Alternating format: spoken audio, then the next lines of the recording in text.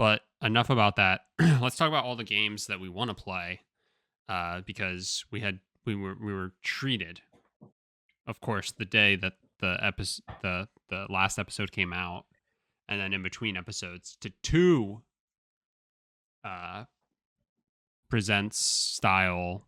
Sony calls it a state of play because I think Sony, do they have a, is it a presents? PlayStation Presents? Is that like a separate thing? I feel like they have something that's called the Presents, but I Could can't be. remember. I think they're supposed to have one coming up because people were not happy about this state of play. And then Pokemon, for Pokemon Day every year, does a Pokemon Presents. So we got treated to that, which is, I mean, these types of events are always fun because you just get to see some new shit. Or updates to stuff that you already knew about. And there's always this like there's this mystery in the air, even if they set your expectations perfectly, which I thought Sony actually did for the state of play, despite it being kind of whatever. Um, there's still a mystery of like what could be shown. Um, and so I guess what do you want to start with? Should we just start with Sony? I guess since that's what we're Yeah, kind of let's do talking that. about. Let's do that. So the state of play was, I believe, about 45 minutes, maybe on the dot. And so again, to kind of set the expectations up front, they at this, from the jump when they announced the state of play, they said that there was going to be 15 minutes for an extended look at Suicide Squad. So right off the bat, a third of it is going to one game to see like what's coming for that. And they also announced that they were going to be talking about 5 VR titles. And then they said updates from like third party studios. So you can kind of start to like paint a picture of like what to expect. So again, I feel like that was pretty good. They still leave it up to interpretation in terms of like what else you could see, but like anybody who's like they're going to show the next God of War, you know, they're going to show Spider-Man 2, you're probably like really really taking a shot in the dark there. Hmm. Like the odds of that in Vegas, I don't know how odds work, but you'd make a lot of money if it ended up happening. Um but yeah, so there were definitely things I was interested by in this in the state of play. Um but again, like overall it was just kind of it was fine. So they showed off a couple of VR titles. I want to say that's how they kicked it off. Um, one of which was Green Hell is getting a VR, I guess, update or like release. Um, Yeah, I saw I that. I played Green Hell. I want to say like a year and a half ago at this point, and it's a really really fun game. I really enjoyed it. Um, and I actually think that VR might make this game a bit more bearable. Which I feel like is kind of like a weird thing to say. Maybe not, but it just fucking blows using a controller. And so I feel like the ability to actually like look like so like one of the aspects of the game is that you have to like look at your arms and legs and then pull leeches off of them Mm. and like or like cover up an abrasion or uh swat at ants, shit like that, right? You have to constantly be checking yourself. And on a controller, it is just a pain in the ass. But I feel like in VR, because you can like tilt your head and stuff, it should hopefully be easier. Right, at least more natural. Right. Natural. Yeah. I guess natural would be the better word for it. But yeah, so I'm really curious about that. I actually think that'll translate pretty well. I say that because I saw somebody make the like connection that I was like, um, would it be fun to like make reloading a gun as annoying as possible? Like it's like VR company. Would it be fun to make reloading a gun as annoying as possible? User, no. And then VR company, too bad. um, and I was like, yeah, at times I feel like there are certain things where it's just like, oh my God. But this was something where I was like, I think this will do. So um they showed off a couple of other games. Before Your Eyes was an interesting one. Every time you blink, you jump forward in time like during the narrative. So I thought that was really really fascinating. I'm super interested by that and to like see more there. Um, but yeah, uh, that was those were like the two that I was like most interested in from the VR part.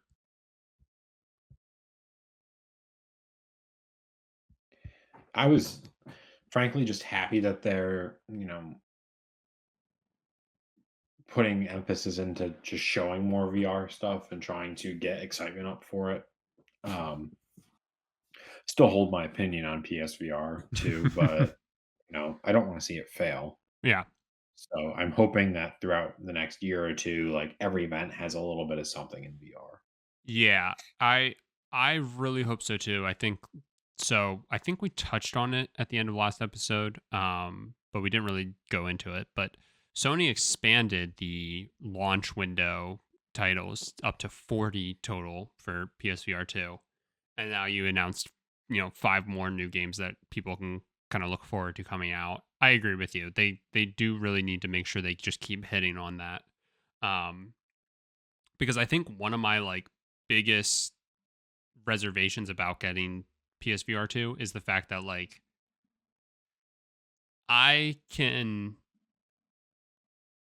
I can rationalize like getting a PS5 because there's so many games on there that I want to play. But when I look at VR and it costs more than a PS5, it's really tough Mhm. for me to look at it and go, out of the 40 games that are on here, how many do I truly want to play? Um, And I think that's why I sometimes like look at it and go, I don't know if it's like worth it for me. And everybody's entitled to their own opinion. I'm sure somebody out there who loves the VR space so much that literally every game and every experience is amazing to them, and that's awesome and definitely worth it. But yeah, I definitely think to try and even get like a more casual person into it and to like bite and get like because it's important just for VR in general, not even just from a Sony standpoint, not just from a PlayStation standpoint. Like this is just important. Like I think Reggie Fils-Aimé just like said about I think it was him. So I apologize if I'm uh, off on this, but I could have sworn I just saw him retweet or talk about something that was like a report that basically ever since VR has come out, it's always just been this like niche thing, and he's kind of like until there I think he said until there's a like must have experience on it, it'll always be a niche thing. And I think some people might argue like Half-Life Alex is like a must play. Mhm. um but but that came out and no, I don't know, I didn't know Half-Life was a thing until like probably 5 years ago. And then people were like, it's all I could see is like people being like it's the best game ever, and I'm just like, oh, okay. And then Half-Life Alex came out, and it's just like, well, I never played Half-Life, so why would I care? So I don't know, but I understand his point of like it'll always be seen as like a niche thing until like that sort of experience happens. And will that experience ever truly happen remains to be seen, I guess. So yeah, I think Sony has kind of a prime opportunity with all the IPs that they have that tend to create this must-have experience to be within the PlayStation ecosystem to eventually maybe hit, but we'll see. Yeah, I feel like, if any company is going to do it, it's going to be Sony because like everyone loves the gimmicky side of VR. Well, most people love the gimmicky side of VR. Like playing Beat Saber or like Fruit Ninja when that initially came to VR, like that was incredible, but is it worth dishing out all the money for a VR rig and the space for a VR rig? Like Mhm. probably not. Um yeah, I guess it just depends. I don't really think there is like a must play experience. Right. Because like I don't know, in my opinion, it's an amazing technology, and if you aren't sold on it at this point, you're not going to be sold on it. Right. So I think it will forever be a niche thing, until there's utility outside of gaming. Like it's Well, it's going to be the same thing as like mobile gaming. Like the only reason mobile gaming is so big is because this thing is already in your pocket. yeah, I was gonna say, or until it becomes like a much more affordable accessory at the very least. Right. So until we're using VR technology every single day for work, VR gaming really is not going to be anything but a niche thing. So I don't think it's about experience. It's about other utility, and gaming is just a complement to it. Yeah. No, I definitely think that makes a ton of sense. Um, but yeah, I echo your sentiment. I think it's great that they decided to kind of like hit the ground running with this. And it'll remain to see as like we get more, showcases and stuff like that from them. Uh, if they continue to drive home this point of like, little reminder, PSVR 2 is a thing. Um, some other stuff that was shown, we got a look at um, Chia, Chia. Um,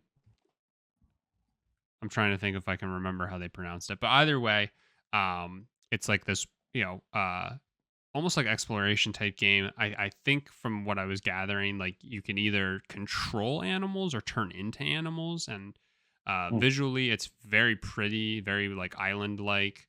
Um, so we got another look at that, and it was announced during it that it was going to launch on day one on the PlayStation Plus extra tier, which is exciting. Wow.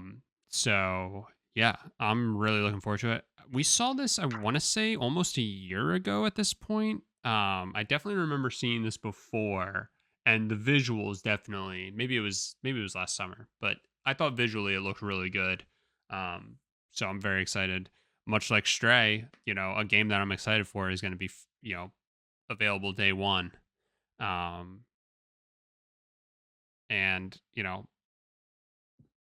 I wish they would do it with their first party games, but I'll take it here in this case. Yeah, it's a step in the right direction. What would you think of Chia? It kind of reminds me of that submerged hidden depths game I played, and I guess if anyone's played that was listening to this, they're just gonna say, "Why?" Because you're on a sailboat in a like near an island, and the answer is yes. But um, I'm on IGN's site. They compared it to Wind Waker, Hmm. so that's all I need because that's the best Legend of Zelda game ever. Is that your like hot take? Don't people hate that game? Isn't that like saying Assassin's Creed Black Flag is your favorite Assassin's Creed game? I don't know. I didn't realize people hated that game. I don't know that people I first off, I don't think anybody hates or I don't think people hate I don't think it's unanimous that people hate any Zelda game. That's the right way I wanted to say that. Whereas Assassin's Creed very much so. Um but yeah, I feel like the gripe of Wind Waker is all the water, but maybe I'm wrong. Maybe that's what's charming about it. I mean, it's not like you're sailing for fucking 45 minutes like you were in Black Flag. You might be, you don't Like, know. you have to remember it's a GameCube game, so, Yeah. like, you're only on 50 megabytes a map. Like, you're not on fucking 50 gigs. All right, fair play, fair play. So, no, it's really not that bad. Well, one day I look forward to playing it, both Yeah. Chia and Wind Waker. Um, Did, this I don't think any of the games they showed other than the VR, obviously, to a certain extent. Like, I don't think they were necessarily exclusive, right? yeah, so I was trying to figure out. I think I want to say that Chia is at the very least a console exclusive for PlayStation. Um, because I feel like we saw it Oh. during one of their um, you know, showcases previously.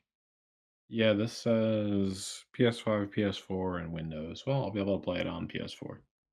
Um, and I think Goodbye Volcano High is a PlayStation exclusive, Hmm. which I wanted to touch on next. I think that game looks like I like the art style of it.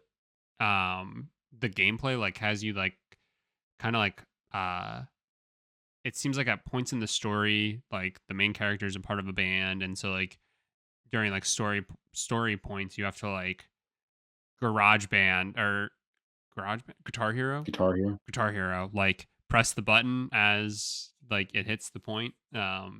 Which So like they're making a knockoff Hi-Fi Rush. Gotcha. well, I think this was announced first technically. They just aren't Ah, shadow didn't come dropping out it. first. um but I also don't think that's like just I don't think that's like all the gameplay, but I'm intrigued by it. I look forward to seeing more because this was I feel like mostly like kind of story based, but from what it seems like you're like dinosaurs in high school and basically you know the world is going to end, like you know that the meteor is like coming and I'm really intrigued like because you know that's just going to be like like Life is Strange and just like those types of games where it's like very much like narrative and probably a tearjerker at points and stuff like that and just very Right. wholesome, and so I'm really looking forward to that. Yeah, it definitely sounds interesting. That's another one we saw. I want to say we saw that when we saw Chia the first time. um Hopefully, one of these days, PlayStation stops gatekeeping all these games, and I'll be able to play them. yeah, it's really interesting because Baldur's Gate is also I think only coming to PlayStation, though that's currently. um but this was the first time we heard somebody, I think, use the Series S as an excuse. So Mm. they did say that Baldur's Gate is going to release on Xbox, um, but it's just not going to be at the same time as on PS5 and PC. It is just the next gen game, so I don't know if like that's part of like the issue. Since the Series S is technically like like it's correct me if I'm wrong, slightly better than a 1X or almost in line with a 1X, but definitely worse than a Series X. Um, it's definitely worse than a Series X. It's like kind of I would call it like a sibling to the One X. Yeah. The One X technically has like hardware that's benchmark or the One X. I don't know what I said, One X or Series X, but the One X technically has like an APU that's benchmarked higher than um the Series S. Like the One X can get um 4K 60 frames, and I think the Series S only gets up to 1440. Okay. But obviously, like the big difference is the storage. Like Right. the Series S loads way faster than the One Right. X. So I consider it like a sibling because it's better in some ways and worse in others. Yeah, that makes sense. So, but I thought that was interesting that effectively the excuse that they gave was that they need to develop the game for Series S as well because that's part of like the current generation. Um, I thought that looked good. Visuals for it are really good. And it's basically just like D&D, but like you get to play it on your console. So you like Mhm. roll and like you can get crits and stuff like that. So Yeah, I've seen a lot of people are. I feel like out of everything in the show, not including the Destiny expansion, mhm. this is what people are most excited about. Yeah, I definitely think there's been quite a bit of hype around it for a while. Yeah, people were obviously uh Destiny has such a great following. So people have been freaking out. I've seen a lot of stuff about the Lightfall expansion. Great trailer for it. I think like visually and everything, like it all just looks good. I had the moment of like, do I have to get back into Destiny 2? Like I played the campaign of it like so long ago. Never did like any raids or anything like that, but um yeah, this definitely had me like thinking about it, which I feel like is kind of saying something. But Every time something comes out for Destiny 2, I got Destiny 2. I think I probably bought it a long time ago for PS4 and never played it. I have Destiny. I played most of the campaign of that, but not all of it. Hmm. And then it was like a really big game on Stadia, and there was actually a really good community for it. So it's like, okay, maybe I'll play it on Stadia. Um, and every time I went to go play it, it's like there's been so much stuff that's happened, and like, Yeah. am I gonna have a bad experience because I didn't play all of the other expansions? And like, can I even still play the expansions, or is that like a timed thing, like seasons almost? Right. Like, I have no idea. I should probably just look it up, but or just Yeah, play it it. is like the daunting part of it, right? And I think that's ultimately why I'm just never going to really get back into it. I am ashamed because you bring up that you had Destiny and you tried to get us onto the Destiny hype with you, I did. and we never did. And then I ultimately got, I think I got Destiny 2 before you, and I'm pretty sure this is how the conversation went. I was playing Destiny 2. I think I texted you and was like, wow, this game's pretty fun. And I think your response was, go fuck yourself. I hate you. I tried to get you to play Destiny. Don't tell Right, me and now about I'm Destiny over it. 2. That sounds about right. um, no, it wasn't exactly that, but it was along those lines Close. and very fair. But yeah, I always have that moment too of like, there's just so much, and I think they have like stuff in place to basically get you caught up. But I'm sure. Yeah. um, I go ahead. just like when Destiny 3 comes out, I'll buy a PS5 and I'm going to just from the beginning, I'm gonna get into it. I'm gonna be a Destiny guy. Yeah. That's like one of those games I feel like I missed out on. I All feel like right. that's one of my bigger FOMO games in my gaming All experience. right. Stay tuned. Destiny 3. Mike and Spencer get good in Destiny. Yeah, we do. Um, other stuff that they showed some Street Fighter 6. Cammy did a bend and snap. The internet broke. Resident Evil 4. We got to see more there. Love these Resident Evil remakes. They look so good graphically, which I think is exactly like, what some of them need. Especially since I feel like the early Resident Evils are the ones that are received and remembered so fondly, and then they do these remakes and people are like, yeah, no, these games are amazing. So that's always I great to mean, see. Resident Evil 4 is the one. Like, uh this is the one people have been waiting for. yeah, and this came out GameCube generation, Yeah. GameCube, PS2, and I don't know that it was on Xbox. Xbox, but it was that generation. It was that generation, yeah. Yeah. Um, yeah, this is typically the one that I think people refer to as like the best. So Resident Evil, one of my favorite games to watch. Don't know if I'll ever get into playing them, but holy shit, do I love watching it. So that's enough for me, and so I can't wait for it to come out for that reason. I have always wanted to play Resident Evil 4. I never did, so this might be one that I play at some point. Yeah, I think like because I'm in this like collector's phase, well, I don't think it's ever gonna go away, but I think because of like how Now well phase mode. received, yeah, how well received Resident Evil is, um, I think it's gonna be something that I try to like add to the collection. Yeah. So I think at that point, like once I start picking them up, that's when I'll start playing them. But I want to try and like play the OGs and like get the feel of them. Not, I don't necessarily need to like finish them, though. Lord knows I'll try, but just like play them and get that experience, and then like play the remakes and remasters and stuff like that. To get the more like modern take on it. But I think it's something that I am going to try and get into. Uh, but much like Fast and Furious, there's so much that I just don't know when to take the time to start. Right. Um, the last but not least biggest part of the show in terms of time spent was the Suicide Squad Kill the Justice League um, kind of extended look.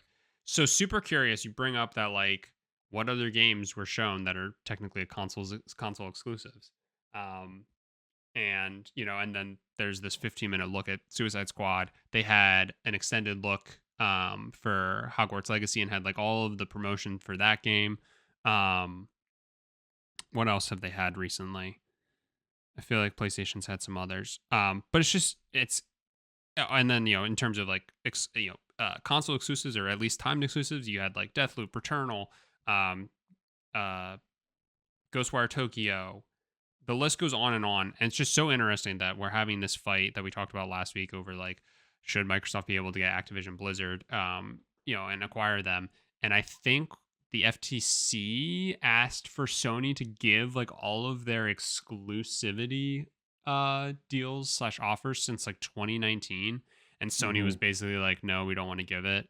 And that motion got denied right before we started recording. I saw that it was denied. So Sony's going to have to share all of the exclusivity deals and like partnerships that they have had since 2019. And you know that list is going to be massive. And I think that should hopefully, you know, put a lot of points on Microsoft's side in terms of like, I think Sony will be okay, if we acquire Activision Blizzard. So, not to go back Yeah, into the whole Activision Blizzard stuff, but you bring up a great point about like all in just this showcase alone. right. I do think it's a crock of shit that they only have to do it from 2019 because like, okay, come on, you're gonna make them do it during the like only the pandemic years. That's Like fair, but I mean, go back to 2018. Yeah, it should still be a significant list, but that's really fair.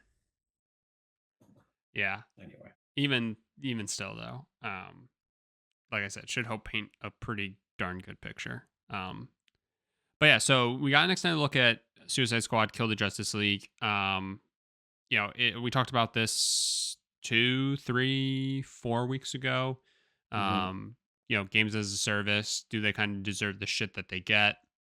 I stand by, no, they don't, but I do question like, is it the move for this type of game? Um, I think it's like a little ridiculous that Captain Boomerang is shooting a gun. Um, his weapon is a Should at boomerang. least be throwing it. That's his whole thing. So I'm curious. I still think the game looks like it should be good fun. I think like the story seems pretty good. I just think some parts of it are going to be kind of like a head scratch. The only thing that I am very upset about is that even when you play in single player mode, you have to have an online connection. And I really Mhm. just desperately need games to not do this. You gotta stop doing this. Please, for the love of God, Gran Turismo. If I'm not playing online races, why do I need to be connected to the internet to just drive my nice fancy cars? I hate it. I hate it so much when games do I this. I just had that experience with Madden yesterday. I went to go play it, and I was literally just doing the face of the franchise mode, Mm-hmm. completely story based. Nothing about it was online. Couldn't play because they were doing maintenance. Yeah, it's dumb. What could you possibly be doing at? And this was like noon. I was playing it like basically over my lunch, and they're like, "We're doing server maintenance." Like, okay, cool. Do server maintenance. Like this is stored on my Xbox. Right. Yeah, dude, I can't stand it. Somebody brought up a really good point too that um, when a game like this is like, done, like you take it offline, like that'll be it. Like you won't even be able to play the single player experience of it. And somebody brought up that, eventually the servers for games will get sunset. Like they don't just stay up forever. And this is the last time that Kevin Conroy voiced Batman. So when they sunset the servers for this game, that'll just be lost. That'll be gone. That And is a that's really interesting point. that's really upsetting to think about. So I don't know. That on top, that's like the cherry on top of just why I hate it so much. But like again, when you're doing something that's strictly single player, it's already bad enough that they make trophies that are tied to multiplayer. So when I go back and play Rise Son of Rome and there's an online trophy, I probably can't get it because Right. it's a game from 10 years ago and naturally the servers are down. So that's already a crock of shit. But then, yeah, to like take away even the single player experience because you have to be connected to a server at all times is just the most asinine backwards thing I could possibly think of. But yet here we are. Um, Still interested by the game, but if it has a bad launch and I don't get around to it, it could be a year after it comes out, and like I just won't have the opportunity to play it, and that sucks.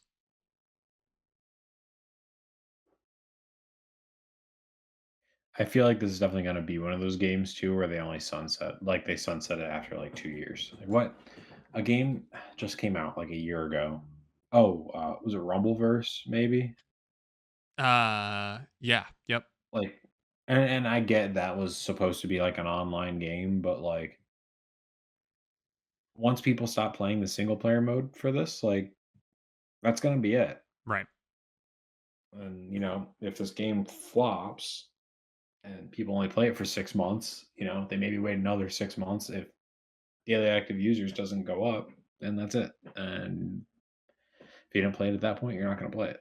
Yeah, it's just crazy to again have that like connected and not still have a route to be able to experience the game single Yeah. player. So, Yep. um, like I said, still curious about it. Still think it looks like it should be pretty good, but yeah, it's a dangerous game. So we shall see. Anything else from you for the Sony State of Play? Um, you know, overall, rating for it or anything? Um, I would say, like, a personal rating for me, probably, like, a C. Um, that's my very biased rating. I would say, like, in general, probably a B, B minus. Yeah, again, I think they did a good job of like setting expectations. So I certainly wasn't like, oh, they made it seem like it was going to be this, or like they just left it Right. completely open to interpretation. They didn't show any like Spider Man or anything like that, right? Um, yeah, I think there were a couple of things that were like, yeah, this makes sense. Like they showed Resident Evil, and I feel like they've been showing Resident Evil stuff now forever. Um, like Street Fighter totally makes sense. uh, and like got to see more about two games that we haven't heard about in some time. So uh, it's not the big thing that like shows you all of their like IPs and like what's going to be coming. And again, I think a showcase like that is destined to happen fairly soon. So I thought like expectations wise, they did a good At job. E3. Yes. Yep. At E3. Um, I agree. I'd probably give it like a C plus overall though. Like, nothing about it was like amazing. I know Mhm. just because they set expectations doesn't make it a good showcase. Yeah, Um, exactly. but yeah. Uh I definitely was more excited, and then once I saw like what all it was going to be, I was just like, oh, okay, all right. So